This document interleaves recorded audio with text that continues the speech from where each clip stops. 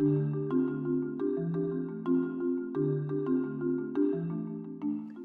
everyone, this is Dan Bailey from Fercent. I'd like to introduce our latest feature addition for DocScout. For those who don't know, DocScout's an autonomous inspection tool for procurement documents to ensure that users include the correct and latest clauses and provisions. So a user runs a draft solicitation or contract through the tool and it immediately produces a report like the one that you see here. But as I mentioned before, I would like to demonstrate our newest feature, the strategic dashboard.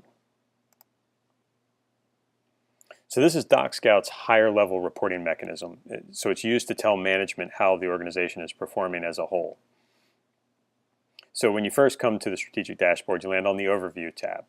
And here at the top you can see that we've got graphs depicting use of the tool over time across the entire organization.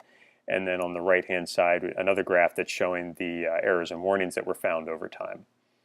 And as you can see, when you hover over any of these graphs, it'll actually pop up some detail about the specific data point that you're looking at. So it'll give you the breakdown of the numbers that are making up that particular bar or whatever the case may be.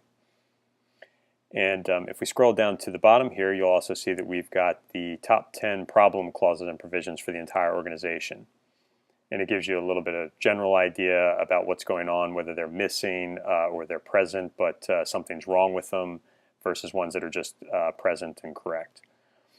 And this list on the right here actually allows you to click on each one of these and you can dive into detail about the nature of what the issues are with that particular clause.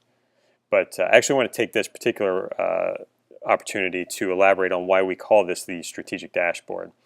The whole idea here behind this entire feature is that this empowers management to gain insight into issues with procurement documents that often go completely unnoticed. So it assists leadership in determining which issues they might want to focus on first to create the biggest impact.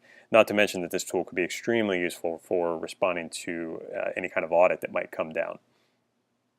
So going back up to the top here, I just want to show the filters real quick. So obviously we can filter this down by date, so we can narrow the window of time if we'd like to.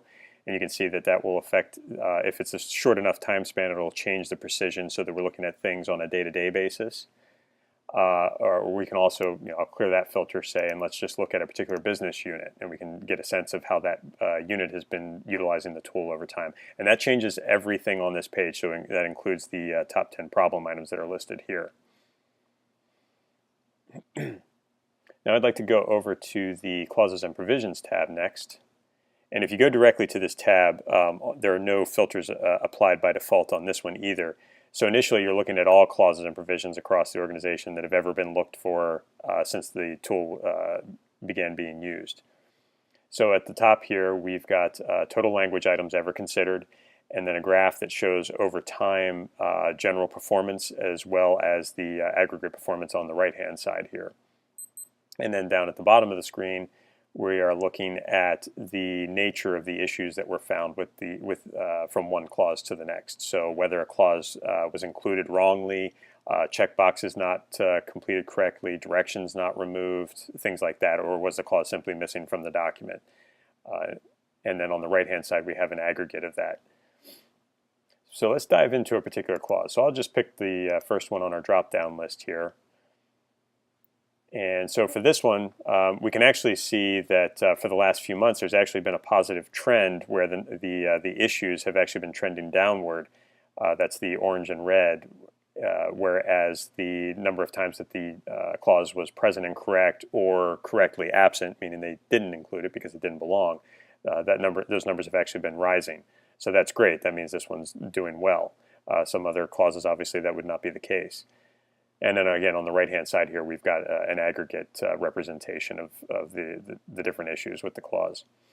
And then down here, we can actually see what's going on. What are the specifics? So like for the month of October, in this case, this clause was actually missing 50% of the time. 40% of the time, there was something wrong with the body of the clause. Either it was missing or there was something about it that had been modified different. So in other words, it was different from the official version of the clause. So those are obviously very important things to understand. This helps management target what do we need to do in terms of training or communication to make sure that this clause is actually being used the way it's meant to be used and when it should be used. So it gives them a lot of insight and a lot of power to understand what we need to change about the organization to make sure that these documents are up to par. So that was a real quick introduction to the strategic dashboard. We'll be adding additional metrics and capabilities, so be sure to check back again. My name's Dan Bailey from Fercent. Thanks for watching.